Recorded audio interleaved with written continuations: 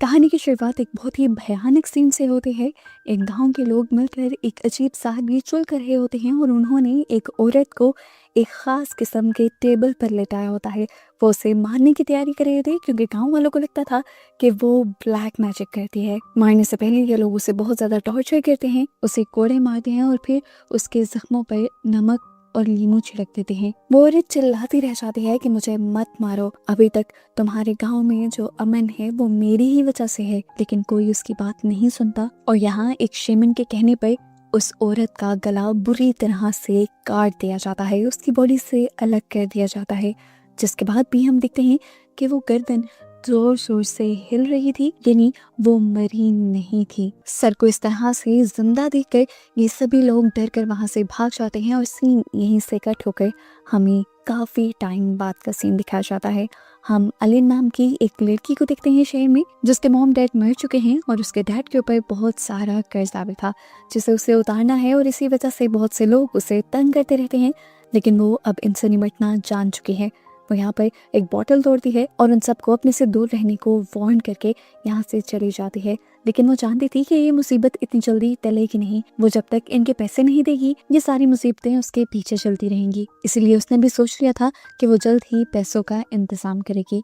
हमें पता चलता है कि अलिन का एक भाई भी था और जब तक अलिन जॉब पर रहती थी उसके भाई का ख्याल उसके दोस्त रखा करते थे। अलिन की एक और दोस्त भी थी, जिया। वो एक एथलीट थी, वो बहुत अच्छा खेलती थी, लेकिन अब उसने खेलना छोड़ दिया था क्योंकि उसे एक हार्ट कंडीशन थी। उसका हार्ट तेजी से खून पंप नहीं कर सकता था, जिसकी वजह से उसने भागना छोड़ दिया था और अब उसे दोबारा से ठीक होने के लिए सर्जरी की जरूरत थी। पैसे जिया के पास भी नहीं थे और पैसों की जरूरत अलिन को भी थी। इन दोनों की मुश्किल आसान करने के लिए इनके ग्रुप के दोनों लड़के प्लान बनाते हैं कि वो एक घर में चोरी करेंगे। उनका इरादा गलत नहीं था, वो ये फैसला भी करते हैं कि वो ये काम सिर्फ एक बार करेंगे और जहाँ से भी पैसा चुराएंगे सिर्फ उतना ही पैसा चुराएंगे जितना उनकी जरूरत का होगा। अलिन को फिर भी ये ठीक नहीं लग रहा था, लेकिन अब क्योंकि वो मजबूर हो चुकी थी तो उसे भी अपने दोस्तों का साथ देना पड़ता है। गनी उन्हें एक ऐसे घर में लेकर जाता है जहाँ पर सारे लोग फ्राइडे के दिन कहीं चले जाते हैं। ये लोग उस घर पर पूरा दिन पहले नजर रखते हैं और रात होते ही घर में घुसने का प्लान बना लेते हैं।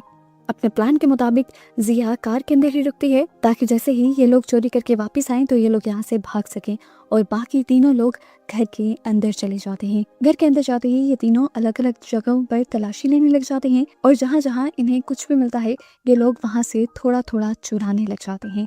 लेकिन यहाँ अलिन के दिल में लालच आ जाता है। उसके सामने बहुत सारा सोने का जेवर था।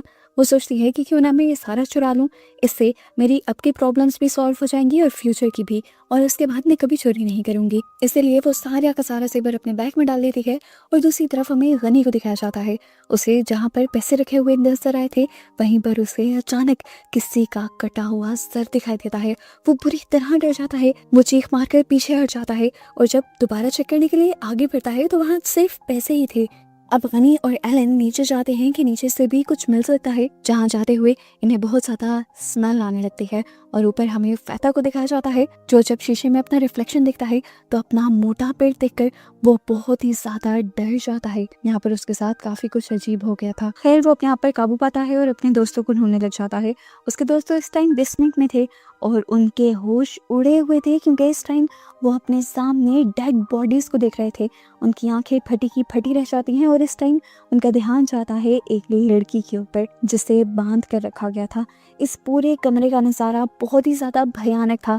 यहाँ पर अजीबोगरीब रिचुअल की चीज़ें रखी हुई थी, बहुत सारी कैंडल्स भी जली हुई थी और जो लड़की यहाँ पर थी उसे अजीब से दायरे में लिटाया गया था और उसे बहुत सारी रस्सियों से भी बांध कर रखा गया था। ये लड़की अपना नाम सुषमा बताती है और बज़ाहिर इन्हें बहुत ज्यादा डरी हुई लगती है। सुषमा ने इन्हें बताया कि जिस आदमी ने उसे कैद किया हुआ है वो यहाँ पर बहुत से लोगों को मार भी चुका है और वो मुझे भी एक रिचुअल का हिस्सा बनाते हुए मेरा भी सैक्रिफाइस देना चाहता है, पर पता नहीं अब तक क्यों रुका हुआ है।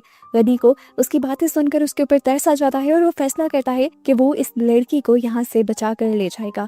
अपने पास मौजूद चाकुओं से वो उसकी रस्सियां खोल देता है और ये लोग ऊपर आ जाते हैं। अब गनी और एलन सुषमा को लेकर ऊपर की तरफ आ जाते हैं और साथ ही वो जिया को कॉल करते हैं कि जल्दी से गाड़ी लेकर तैयार रहो, हम चीजें लेकर बाहर आ रहे हैं। बस अब इंतजार था तो इनके यहाँ से निकलने का, लेकिन यहाँ पर आ जाता है एक बहुत बड़ा ट्विस्ट।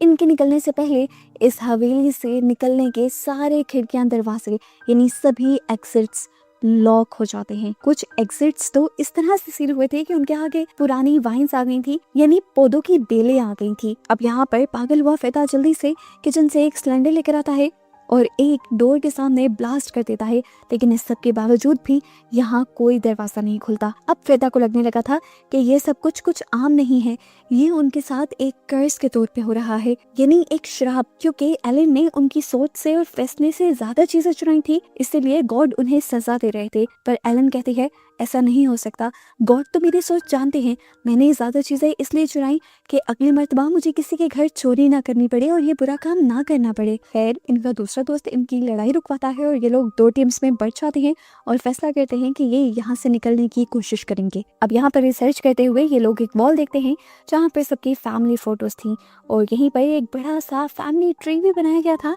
और हैरानी की बात थी कि इस फैमिली ट्री में सुकमा की भी तस्वीर थी, यानी उस लड़की की तस्वीर थी जिसको इसी घर के किसी इंसान ने कैदी बना कर रखा हुआ था। कैदी का फैमिली ट्री कोई अपनी दीवार पर क्यों लगाएगा? इसी फैमिली ट्री में हमें एक और तस्वीर जानी पहचानी लगती है और ये उस औरत की थी जिसे हमने मूवी के स्टार्ट में देखा, यानी वो औरत सुकमा की ब्लड लाइन में से थी। यहाँ पर एलन और फेता ये भी नोटिस करते हैं कि उस औरत का और सुकमा का बर्थडे एक ही दिन पर आता था। दूसरी तरफ हमें दिखाया जाता है कि सुकमा और गनी अकेले थे। गनी नोटिस करता है कि सुकमा कुछ बड़बड़ा रही थी, मुंह में बोल रही थी। वो उसे सुनने की जब कोशिश करता है और उसके करीब आता है तभी उसकी आंखें बिल्कुल काली पड़ जाती हैं और गनी के करीब आते ही वो अपने मुंह से एक अजीब सा कीड़ा निकालकर उसके कान में भेज देती है। ये सांप की तरह का छोटा सा कीड़ा गनी की बॉडी में जाते ही उसे तड़पा देता है दर्द से। इस टाइम गनी को समझ आ गया था कि सुकमा ठीक इंसान नहीं थी और उसे बचाकर इन्होंने बहुत बड़ी गलती कर दी। सुकमा भी अब इनसे अपनी सच्चाई नहीं छुपाती और अपनी असली डिमोनिक हालत में इनके सामने इन्हें धमकी देती है कि तुम लोगों को यहाँ नहीं आना चाहिए था और अब तुम लोग यहाँ से कभी नहीं जा सकते। उसकी बातें सुनकर गनी चिल्लाने लग जाता है और गनी के दोस्त भी उसकी आवाज़ें सुनकर उसके करीब जाते हैं। जैसे ही फेता गनी के सामने जाता है तो यहाँ पर गनी की हालत बिगड़ने लगती है। उसे फेता के अंदर सुकमा नजर आने लगती है, वही लड़की जिसने उसे दर्द में डाला था। अपने आप को बचाने के चक्कर में वो उसी के ऊपर हमला कर देता है, ये जाने बगैर कि ये उसी का दोस्त है। फेता भी समझ गया था कि गनी इस टाइम होश में नहीं है, इसीलिए वो अपनी जान बचाकर यहाँ से भाग निकलता है। दूसरे रूम में जाने पर हमें दिखाया जाता है कि अब फेता की भी हालत ठीक नहीं रही थी। वो अचानक से नीचे गिर जाता है और उसे छत पर बहुत सारे वैसे ही कीड़े दिखाई देते हैं जैसे गनी के कान में गए थे। कोई चीज उसे भी पोजेस कर लेती है और वो होश में ही नहीं रहता, यहाँ तक कि वो अपने आप को ही मारने पर तुल जाता है, जिसके बाद छत पर दिखने वाले सारे कीड़े उसी के ऊपर गिर जाते हैं और आखिर ये होता है कि फेता मारा जाता है। दूसरी तरफ हमें जिया को दिखाया जाता है जो काफी देर से बाहर इनका इंतजार कर रही थी, लेकिन जब कोई भी बाहर नहीं आता तो वो खुद वॉकी टॉकी लिए इस हवेली के दरवाजे के करीब आ जाती है। वॉकी टॉकी में फेता उसे आंसर कर रहा था, हालांकि वो तो मर चुका था।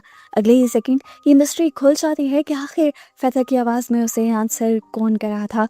वो सुकमा ही थी जो इस टाइम पेड़ से उल्टी लटक कर सिया के सामने आ जाती है और सिया की जान निकल जाती है। डरी हुई सिया अपने हाथ में पकड़ी हुई टॉर्च से ही उसके ऊपर हमला करती है, लेकिन इस हमले का तो सुकमा के ऊपर कोई असर ही नहीं था। वो तो पागलों की तरह बस हंसती जा रही थी। डर के मारे अब सिया भी यहाँ से भागती है, लेकिन क्योंकि वो एक हार्ट पेशेंट थी, भागने की वजह से उसका दिल इतनी तेजी से पंप कर नहीं पाता और वो भी हार्ट अटैक की वजह से मारी जाती है। दूसरी तरफ हमें एलिन को दिखाया जाता है जिसे ऊपर अपने डैड का भूत दिखाई देता है। वो बहुत ज्यादा डर जाती है और वहां से भागती है और टकराती है एक आदमी से, जो आदमी असल में इस घर का ऑनर था और अब तक यहाँ पहुंच चुका था। वो इन दोनों की हालत को देखकर बहुत ज्यादा ही अफसोस करता है और इन दोनों को एक जगह पर लाकर इनके सामने कुछ रिचुअल करने लगता है। पता चलता है ये आदमी एक शेमन था जिसने फिलहाल के लिए इन दोनों का इलाज करके इन दोनों के कानों में से वो कीड़े निकाल दिए थे जो सुकमा ने इनके कानों में डाले थे। अपने कान से ये कीड़े निकलते देखकर कि दोनों बहुत ही ज्यादा हैरान हो जाते हैं और वो आदमी इन्हें बताता है कि ये कीड़े ब्लैक मैजिक के जरिए तुम्हारे जिस्म में डाले गए थे और ये इंसान को पागल करने के लिए होते हैं। इस टाइम इनके बिना कुछ कहे बिना कुछ बताए वो आदमी जान गया था कि सुकमा को इन लोगों ने ही फ्री किया है। वो इन सबको कहता है तुम नहीं जानते सुकमा इंतहाई खतरनाक लड़की है और तुमने उसको फ्री करके बहुत सारी मुसीबतों को दावत दे दी है, सिर्फ अपने लिए नहीं बल्कि पूरे टाउन के लिए। वो आदमी बताता है कि मैं एक शेमन हूँ और मुझे सालों पहले एक मिशन दिया गया था कि जितने भी लोग ब्लैक मैजिक करते हैं मुझे उन सब लोगों को खत्म करना था, और सुकमा भी उन्हीं में से एक थी, लेकिन वो सबसे ज्यादा ताकतवर थी। मैं उसे मार नहीं पाया, इसीलिए मैंने उसे कैद करके रखा हुआ था। एलन और गनी दोनों को ही उसकी बातों पर यकीन नहीं आता, तो वो आदमी गुस्से में उन दोनों के मुंह पे हाथ रखता है और एक रिचुअल करते हुए उनके दिमागों को पास्ट में ले जाता है। और हमें अब यहीं से वही सीन दिखाया जाता है जहां से मूवी स्टार्ट हुई थी, जहां पर बहुत सारे शेमन्स ने मिलकर उस औरत का सर काटा था और वो सर हिल रहा था। इस टाइम हमें दिखाया जाता है कि वो सर सिर्फ हिल नहीं रहा था बल्कि बोल भी रहा था। वो लड़की, वो औरत सच में एक विच थी। वो ब्लैक मैजिक किया करती थी और उसने अपने ब्लैक मैजिक से ही ये पावर्स हासिल की थी कि उसे कभी मारा नहीं जा सकता। वो इमॉर्टल हो गई थी। हाँ, उसकी जो बॉडी है वो मर सकती है, लेकिन वो बार बार अपनी किसी ब्लड लाइन के जरिए दोबारा इस दुनिया में आ सकती है। यहाँ पर ये शेमन उन्हें दिखाता है कि सुकमा भी उसी की ब्लड लाइन की एक लेडी है और सुकमा के अंदर अभी भी उसी विच की सोल है। इसी वजह से उसे मारना नामुमकिन है। हाँ, बस उसे कमजोर किया जा सकता है, जो इस टाइम तक इस आदमी ने किया हुआ था। ये लोग उससे सवाल करते हैं कि आपने आखिर उसे कमजोर कैसे किया। वो बताता है कि जब मैं यहाँ आया तो मैंने देखा कि उस विच के बहुत से फॉलोअर्स थे जो उसे उसी की ब्लड लाइन यानी सुकमा के जरिए दोबारा जिंदा करना चाहते थे। मैंने आकर उन सब लोगों को तो मार दिया, लेकिन मैं उनका रिचुअल बंद ना कर पाया और उस विच की सोल सुकमा के अंदर जिंदा हो गई। एलन उससे सवाल करती है आखिर कोई तो रास्ता होगा उसे मारने का। तो ये शेमन बताता है हाँ, एक रास्ता है, एक सॉर्ड है ऐसी जो इस विच को हरा सकती है, लेकिन मुझे आज तक वो सॉर्ड नहीं मिली। सॉर्ड की बातें करते हुए अचानक यहाँ पे बहुत जोरदार जलजला आता है और एलन और उसके साथ साथ गनी एक अजीबोगरीब दुनिया में पहुंच जाते हैं। ये दुनिया जैसे इस घर के नीचे ही थी। उस दुनिया के अंदर जाते ही हमें दिखाया जाता है कि एलन को कोई पोजेस कर लेता है, और पोजेस करने वाला कोई और नहीं बल्कि वही शेमन था जिसे हमने मूवी के स्टार्ट में देखा, जो विच को मारने की कोशिश कर रहा था। उस शेमन की सोल ने एलन को इसलिए पोजेस किया था क्योंकि एलन उसी की ब्लड लाइन से थी। और यहाँ पर ये बहुत बड़ा ट्विस्ट रिवील होता है कि उस विच को भी एलन ही मार सकती है। अब क्योंकि एलन को तो शेमन ने पोजेस किया हुआ था, तो शेमन जल्द ही एलन को उस सॉर्ड तक पहुंचा देता है और एलन बहुत ही आराम से उस सॉर्ड को निकाल देती है। सॉर्ड को निकालते ही दूसरी तरफ सुकमा को भी पता चल जाता है कि अब उसकी लाइफ का खात्मा होने वाला है। उस सॉर्ड के बाहर निकालते ही अचानक से वो सारी दुनिया गायब हो जाती है और ये लोग उसी रूम में आकर गिरते हैं जहाँ पर ये लोग पहले थे। यहाँ पर जल्दी से वो शेमन रिचुअल की तैयारी करने लगता है और इतने में हम देखते हैं कि सुकमा भी यहाँ आ जाती है। सुकमा को देखकर शेमन जल्दी से इन दोनों से यहाँ से भाग जाने को कहता है और सुकमा इसी शेमन से अपना बदला लेने का डिसाइड करती है और पकड़कर उसका हाथ तोड़ देती है। उसके हाथ से खून निकलता है और सीन और भी ज्यादा भयानक हो जाता है। बाहर हम भागते हुए एलन और गनी को देखते हैं। ये दोनों अपने दोस्त की लाश देखकर और भी ज्यादा टूट जाते हैं। इन्होंने आज के दिन में अपने 2 दोस्त खो दिए थे। इस टाइम वो अफसोस करने बैठ नहीं सकते थे। अपनी जान बचाने के लिए वो आगे भागते हैं और तभी हमें दिखाया जाता है कि सुकमा यहाँ मरे हुए सभी लोगों को ज़ॉम्बीज बनाकर जिंदा कर देती है और फिर एलन और गनी के पीछे भगा देती है। यहाँ पर हमें दिखाया जाता है कि इनका दोस्त फेता भी ज़ॉम्बी बनकर एलन के ऊपर हमला कर देता है। एलन उसे मारना नहीं चाहती थी क्योंकि वो उसका दोस्त था। यहाँ पर हमें दिखाया जाता है कि इनका दोस्त फेता भी गनी के ऊपर हमला कर देता है। गनी उससे लड़ नहीं पा रहा था क्योंकि उसके सामने उसका दोस्त था, लेकिन ये तो वो समझा ही नहीं कि उसका दोस्त भी अब उसकी दुश्मन की ही पार्टी में है। दूसरी तरफ सुकमा भी अब बाहर आ जाती है और यहाँ पर एलन जो यहाँ से भागने की तैयारी कर रही थी, वो सुकमा को देखते ही गाड़ी उसके ऊपर चढ़ा देती है और फौरन गाड़ी से निकलकर गनी को बचाने के लिए भागते हैं। लेकिन अफसोस कि वो अपने दोस्त को बचा नहीं पाती और इतने में ही पीछे से सुकमा भी अपने आप को छुड़वा लेती है। वो दोबारा जिंदा होकर एलन के सामने आ जाती है। एलन के हाथ में इस टाइम वही सॉर्ड थी। वो इस सॉर्ड से सुकमा के ऊपर हमला करने ही वाली थी, पर सुकमा ने अपने आप को उसके डैड की शक्ल में बदल दिया। एलन अपने डैड के ऊपर तो हमला कर ना पाई और सुकमा ने उस सॉर्ड को पकड़ना चाहा, लेकिन क्योंकि वो एक होली सॉर्ड थी तो सुकमा उसे पकड़ ही नहीं पा रही थी। उसके हाथ से वो सॉर्ड गिर जाती है और एलन अब उस सॉर्ड को उठाकर उसके पेट में कई बार हमला करती है और आखिर उसका सर भी काट कर उसे मार देती है। आखिर वो विच सुकमा की बॉडी में एक और मर्तबा मर गई थी।